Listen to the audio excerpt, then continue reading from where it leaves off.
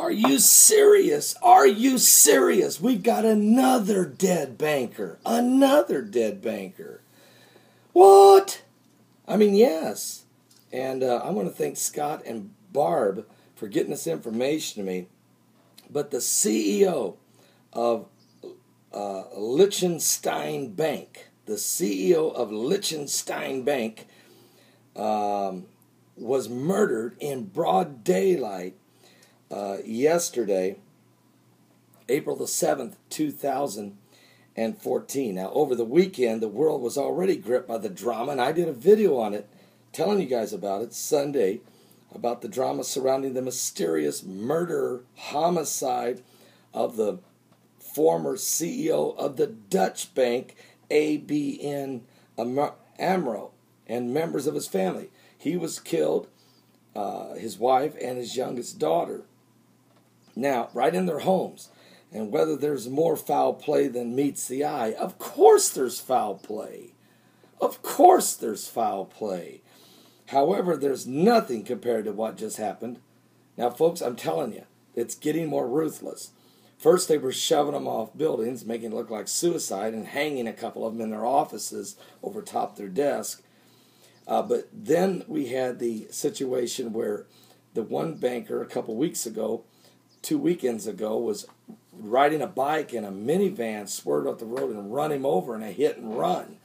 Now we have a whole family murdered, and now we have a banker who has been murdered in broad daylight.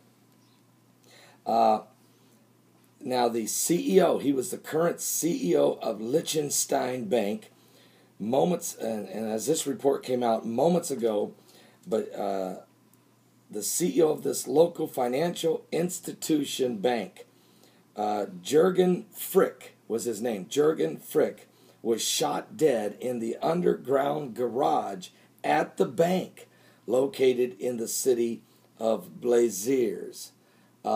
Folks, this thing is just getting, what's going on? It's happening now. It's spreading, of course, overseas. It's taking place in different locations. Now, based on the preliminary reports, the murder is a result of a disgruntled fund manager. They always got somebody to choose. A guy named Jürgen German, who had previously been embroiled in a bitter dispute with the government and the bank, according to Bloomberg News. But the 48-year-old man was shot dead in the underground garage of the financial institution in Blazers at 7:30 a.m. According to the police, the suspect was Jürgen Hermann. He fled the scene in a smart car with Liechtenstein number plates. According to police, neither the victim nor the institution were identified in their first statements. But now we know the deceased was Jürgen Frick, the CEO of the Bank of Frick and Company. AG Switzerland Radio is reporting in an email statement citing employees of the bank. Call to Bank Frick were answered by a voicemail, and it said the company is closed because of a death. It gives no further details. Another banker, another high-level banker, has been murdered in broad daylight in the parking garage of his bank. The CEO. Are you serious? Is there something biblical going on? You say biblical, Paul? It's just a bunch of bankers getting killed. Why? Get some coffee right now and get a Bible and go to Revelation chapter 6. Seriously. I mean, folks, bankers, 27 dead bankers in 6 weeks?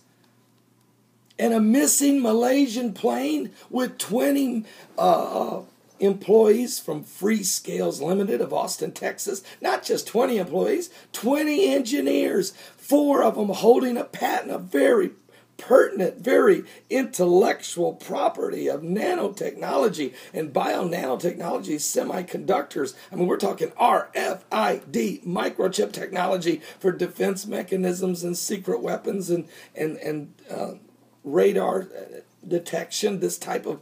Now get this, in Revelation 6, you talk about why are the bankers dying? Well, because the black horseman of the apocalypse is about to gallop through the land. The word says, and I'll just skip down to where it says in verse 5, it says, and when he had opened the third seal, we know there's 4 beasts of the apocalypse, he said, I heard the third beast say, come and see. And I beheld, and lo, a black horse. And he that sat on him had a pair of balances. The financial wealth, the tipping of the scales of the economy in his hands, this black horseman did.